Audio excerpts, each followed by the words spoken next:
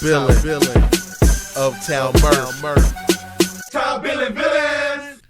Yo, feeling good, feeling fine. Hope everybody out there is feeling the same.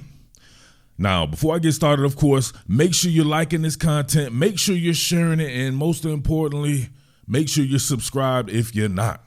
Actually, most importantly, make sure you're sharing the content if you're not, right? We got to put things in order, right? So this is part 2 of that run game series, right? Just want to talk about a couple of concepts about Ryan Grubb getting the ball out on the perimeter. We know the Seattle Seahawks have a wealth of offensive weapons that are extremely explosive, especially when you get them out in space. So going through a couple of concepts here and trying to marry it to Seattle's personnel and seeing who exactly can replicate some of these offensive concepts from your man Ryan Grubb, right? So on this one right here, just looking at the personnel, it appears to be either 22 personnel or 22 personnel or 13 personnel, depends on how you want to label some of these players right here. So this actually looks like it could be something extremely physical, but with nobody behind center right here or behind the quarterback who's under center, that it probably has to be something that's either going downfield as a pass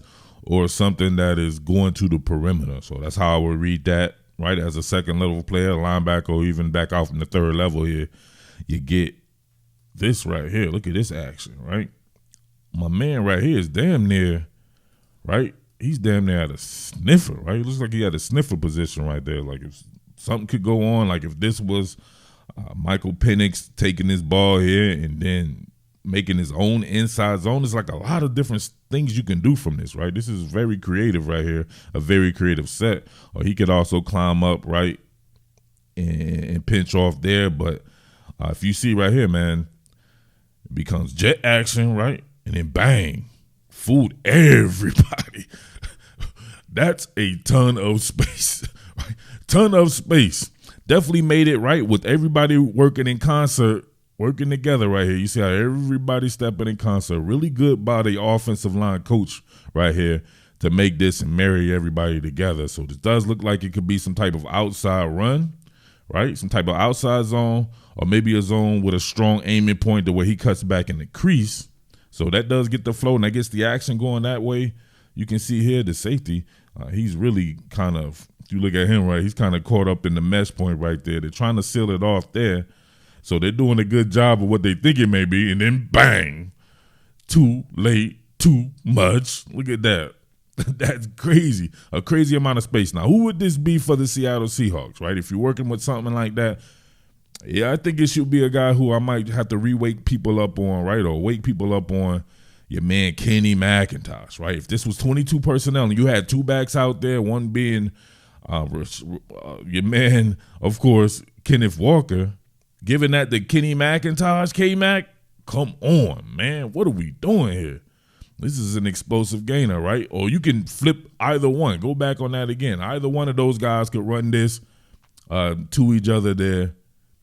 That split flow action going on, and that would be nasty. Not to mention you have a couple of wide receivers, depending on what happens to a D. Eskridge or even a Jackson Smith and Jigba, right? People don't think he's the most fleet of foot, but you get somebody out in that amount of space, it's all golden right there. But definitely having a running back do that, that would be absolutely nasty.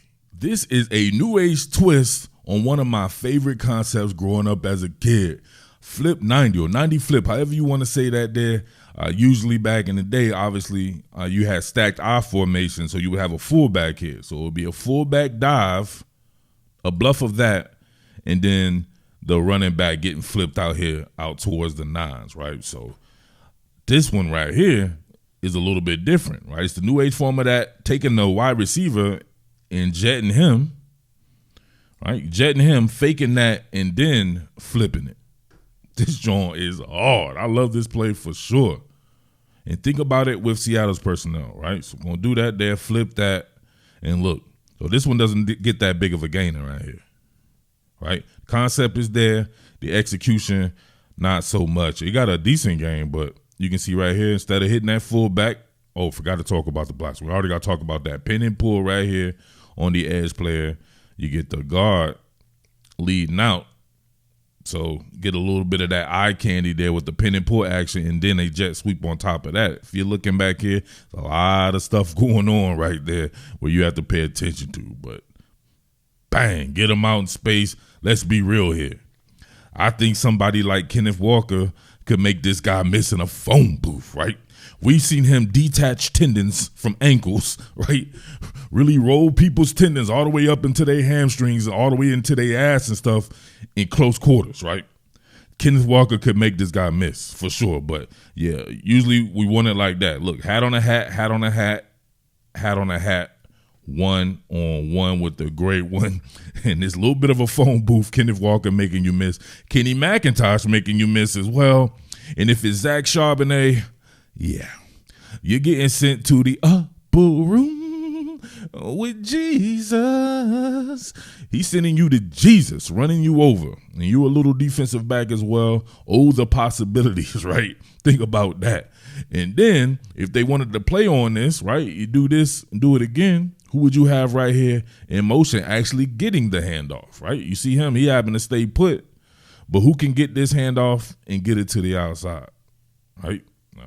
Maybe a DK Metcalf. Wouldn't be my first choice. The guy is super fast, not the most agile, but getting him in kinetic motion and then having him actually get the ball and run to the outside, yeah. And he's super physical. He'll definitely send this man, right? Send this man to the ground like compost, right? Fertilize him and then be on the outside as well. So just think about that there.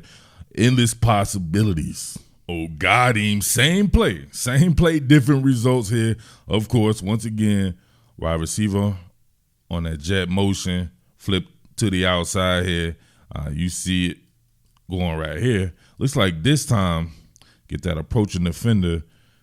This time the offensive lineman is able to encounter him in a little bit more space, and then the running back is able to react to that right there. This is exactly how you would run this play. Flipped him, then bang, look at that. Able to leverage off of the offensive lineman there and take that bad boy for a long way. Obviously, we know if that's Kenneth Walker, that's a house call, right? Glass blades chopped. Look at this. Flipped it out here. Let's see. Okay, now this is what we see on the blocking. So this time, my man's coming. He's getting the overhang defender right here. So that's going to work. My man right here has to keep it to the outside. I'm not sure why, right? Well, obviously, I don't know. If you would trust this guy to be the contained player here, then you would stick kind of on the inside of him and make sure that nothing's coming this way. So he gets a little bit too far outside there, and then the lineman's able to squeeze him on. Oh, hold on. What do we got here? Oh, that's the difference. Check this out. Now it becomes right? A cat. You got the tackle and center. Both coming out there. Perfect way to run that. That's an adjustment off of an adjustment right there. Matter of fact, I might have to go back and see if I missed that on the first one. Look at that. Got the tackle and center going. Bang. Look at that. Variations of running the same exact play, getting them out in space right there. Look at my man. He knew it.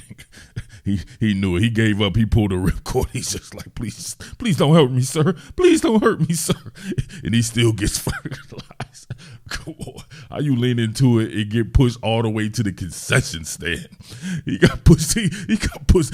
His foot touched the sidelines. They should call that something, right? They should call him out, right? Out and he come. Damn, he kept going. He definitely should have just stopped and sat on the bench, just like fuck it. Come on, what are we doing out here? That's just funny as hell, man. Hell of a play. I love this concept. A pin and sweep, right? You get a lead, so you pin at the point of attack on the shade, and this ends up being a pitch out of pistol. This is very creative. So you end up getting that cat, right? That center and tackle on a sweep, right? If you want to, you know what I'm saying, get them to the edges out there, the center as well.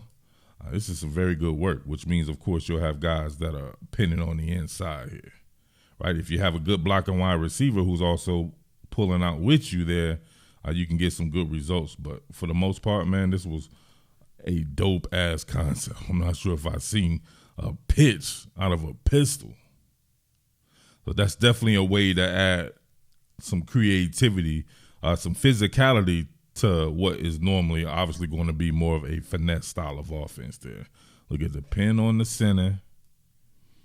Look at the pin on the shade and the center getting out there. Look at the blocking right here by the tight end, right? From an upright stance, right on the end man on the line of scrimmage. He's going to shield him. Going to get guys pulling around. Got the tackle pulling around. The running back trying to navigate that, looking like he would love to cut that back there, but that's not going to be his best bet, going out those inside hips there. If the wide receiver could have kind of stayed on his feet a little bit more and sealed off third level defender here, it would have been even doper.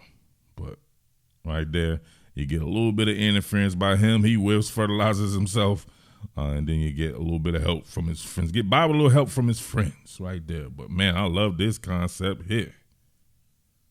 Oh, look at the carnage and wreckage, bowling pin situations going on there. Very physical. What more can I say? Top Billin.